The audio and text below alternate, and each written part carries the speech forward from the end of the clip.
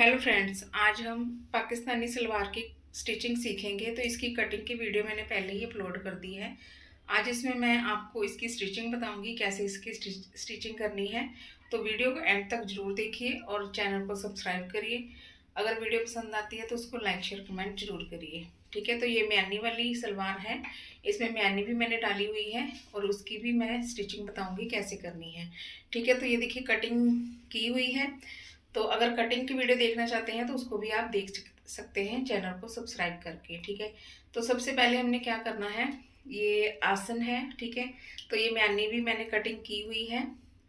ठीक है, तो सबसे पहले हमने म्यानी को स्टिच करना है आसन के साथ। ठीक है, ये पूरी म्यानी मैंने ऊपर तक लगाई हुई है। अगर आप छोटी म्यानी लगाना चाहते हैं तो वो भी आप मतलब लगा सकते हैं। ठीक है, तो ये मैंने ऊपर तक पूरी म्यानी कटिंग की है। अब दोनों साइडों से हमने इसको ऐसे स्टिच कर देना है। तो मैं स्टिच करके दिखाती हूँ। तो ये देखिए मैंने स्टिच कर दी है। ठीक है, वीडियो लंबी ना हो जाए इसलिए मैंने साथ साथ में स्टिच कर दी है। ठीक है, तो वो मैं शूट नहीं कर पाई हूँ स्टिचिंग, मतलब स्टिच कर देनी है आपने इसको। सबसे पहले आसन के साथ म्यानी, तो जो एक्स्ट्रा फैब्रिक है उसको कट कर देंगे। अब दूसरा पार्ट है, जो दूसरा पार्ट भी हमने दूसरी साइड से ऐसे स्टिच कर देना है। ठीक है, म्यानी के साथ। तो दोनों साइडें हमने ऐसे स्टिच कर देनी है। ठीक है, तो इस तरीके से ये देखिए दोनों साइडें मैंने स्टिच कर दी हैं। अब हमने यहाँ पे डालनी है प्लेट्स।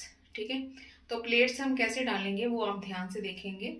तो सबसे पहले हमने क्या करना है, ये देखिए सेंटर है ना, जो म्यानी का हमने सेंटर बनाया हुआ है।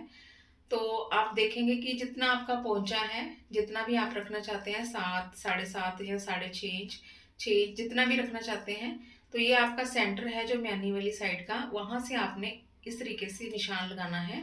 तो यहाँ पे मैंने 7 इंच पोंचा रखा है और यहाँ पे सेंटर मैंने सेंटर से 7 इंच की दूरी पे इस तरीके से निशान लगा लिया है। ठीक है, तो यहाँ पे छोटा सा कट लगा दूंगी और यहाँ पे जो क्रीज हमारी बनेगी ना, साइडों पे भी मैंने कट लगा दिया है।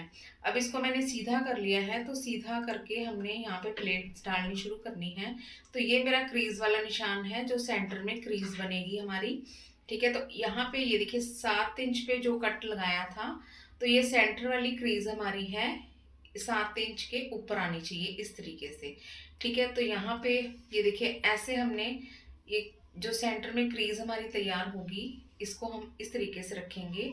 7 इंच के ऊपर जो कट लगाया हुआ है, बाकी जो कपड़ा बचेगा उसमें हमने 3 प्लेटें और सेट करनी है। ठीक है, तो इस तरीके से देख सकते हैं आप मैं कैसे सेट कर रही हूँ। ठीक है, 7 इंच तक जो हमारा कट है वो हमने सेट जो साइड में क्रीज बनेगी ना हमारी सेंटर में, साइड वाला जो कपड़ा था उसके ऊपर आपका जो कट है वो आना चाहिए। तो 3 प्लेटें आपने इस तरीके से सेट कर लेनी है। बाकी यहाँ पे पिन अप कर देना है मैंने। अब ये देखिए ये हमारा सेंटर वाला है। ठीक है, तो 7 इंच पे हमने फिर से इस तरीके से दूसरी साइड में भी जो प्लेटें हैं उनको सेट कर देना है। प्लेट्स का जो गैप है बराबर होना चाहिए। ठीक है, जितना गैप आपने दूसरी तरफ छोड़ा है उतना ही आपने इस साइड में भी छोड़ना है। ठीक है, तो इस तरीके से देखिए ये कट है सेंटर वाला, 7 इंच के ऊपर इस तरीके से हमने रखना है। बाकी यहाँ पे भी आप पिनअप कर देंगे। अब हमने देखना है घेरा हमारा कितना बन के तैयार हुआ है। तो यहाँ पे 22 इंच मेरा घेरा तैयार हुआ है। अब यहाँ पे हमने एक पट्टी लेनी है। ठीक है, 4.5 इंच चौड़ी है और लंबाई में हमने 22 इंच तक पट्टी लेनी है। मतलब टोटल हमारी 44 इंच पट्टी होनी चाहिए। ठीक है, तो इसको हमने स्टिच कर देना है। तो ये देखिए स्टिच भी मैंने कर दिया है। अब यहाँ पे हमने बुकरम पट्टी लगानी है। फ्रंट साइड में बुकरम पट्टी होगी और बैक साइड में इलास्टिक होगी। और हमारी जो कमर है 28 इंच की है। ठीक है, 28 का हाफ हमने करना है 14 इंच। ठीक है, तो ये देखिए 14 इंच पे मैंने ये बुकरम पट्टी कट कर ली है।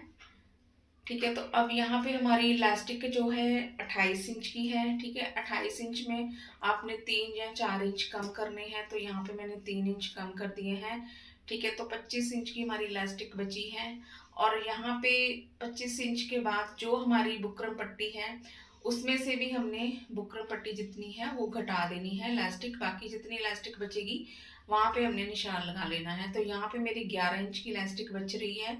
ठीक है, तो थोड़ा सा अगर आप लूज पहनना चाहते हैं तो आप इलास्टिक 12 इंच की भी रख सकते हैं। ठीक है, तो यहाँ पे मेरी 11 इंच की इलास्टिक बच रही है। तो अब हमने 11 इंच पे निशान लगा दिया है। अभी इलास्टिक को कट नहीं करेंगे, तो ये देखिए बुकरम पट्टी है, इसका भी मैंने सेंटर बना लिया है और इसको जहाँ पे म्यानी हमारी लगी हुई है सेंटर पे इस तरीके से रखेंगे और हमने ऐसे इसको फोल्ड करना है कपड़े को इस तरीके से अच्छे से सेट कर देंगे। तो ये देखिए यहाँ पे मैंने फोल्ड कर दिया है। अब सेंटर में एक सिलाई लगाऊंगी ताकि हमारी जो बुकरम पट्टी है वो अच्छे से सेट हो जाए। ठीक है, अब यहाँ पे देखिए सिलाई मैंने लगा दी है, मतलब थोड़ी दूरी तक आ गई है, मतलब बुकरम पट्टी के ऊपर हमने इलास्टिक रख दी है और इसको भी हमने ऐसे 2 सीने लगा देनी है। इलास्टिक को फिक्स कर देना है बुकरम पट्टी के साथ। ठीक है, तो अब यहाँ पे हमने ये देखिए बुकरम पट्टी के साथ इलास्टिक को फिक्स कर दिया है। अब यहाँ पे हमने इलास्टिक लगानी है बैक साइड की तरफ। तो जहाँ इलास्टिक आप देख सकते हैं ये मैंने कट नहीं करी है, जहाँ तक निशान है वहाँ तक ही हमने इलास्टिक को लगाना है। और इलास्टिक के ऊपर आपकी जो सिलाई है वो नहीं आनी चाहिए, कपड़े के बिल्कुल किनारे पे सिलाई लगानी है। अगर इलास्टिक के ऊपर सिलाई आ गई तो आपकी इलास्टिक मूव नहीं होगी। ठीक है, तो इस तरीके से आपने साथ साथ सिलाई लगानी है। तो ये देखिए सिलाई मैं लगा रही हूँ बिल्कुल साथ साथ।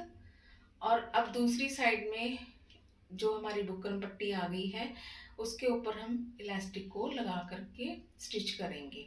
ठीक है, तो ये देखिए यहाँ पे दूसरी साइड में हमारी बुकरम पट्टी दिख रही है। अब इलास्टिक को हम खींचेंगे, जहाँ तक हमारा निशान था वहाँ तक हमने कट कर लेना है।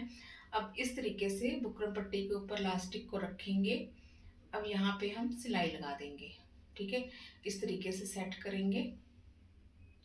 तो यहाँ पे भी आपने डबल सिलाई करके लगा देनी है ताकि हम जब सलवार को पहने तो हमारी इलास्टिक निकलनी नहीं चाहिए। यहाँ पे आप 2-3 सिलाइयाँ लगा करके इसको फिक्स कर दें। ठीक है, तो ये देखिए 2 सिलाइयाँ मैंने लगा दी हैं। अब बाकी बची जो सिलाई है उसको भी हम लगा देंगे। जो सेंटर में हमने हाफ सिलाई लगाई थी ना बुकरम को अटैच करने के लिए, और हाफ में हमने नहीं लगाई थी। अब यहाँ पे हमने हाफ में भी जो सिलाई छुटी हुई है वो लगा देंगे। ठीक है, इस तरीके से। तो ये देखिए हमारी इलास्टिक भी और बुकरम पट्टी भी लग गई है। ठीक है, अब यहाँ से हमने सिलाई को निकाल लेना है। तो अब हमारी जो बैक साइड में इलास्टिक है उसको आप खींचेंगे, खींचने के बाद सारी चोने सेट कर लेंगे और उसके ऊपर भी हमने एक सिलाई लगा देनी है ताकि हमारी जो चोने हैं वो सेट रहें। ठीक है, तो इस तरीके से ये देख सकते हैं आप, ये हमारी बुकरम पट्टी भी लग गई है और इलास्टिक भी लग गई है। ठीक है, तो अब हमने यहाँ पे नीचे पोंचे बनाने हैं। ठीक है, तो पोंचे के लिए हमने कपड़ा एक्स्ट्रा नहीं लेना है, वो बीच में ही मैंने कटिंग किया हुआ है। अगर आप कटिंग देखना चाहते हैं तो उसमें आपको सब कुछ पता चल जाएगा। ठीक है, तो इस तरीके से आपने कपड़े को फोल्ड करना है और एक स्टिच लगाएंगे।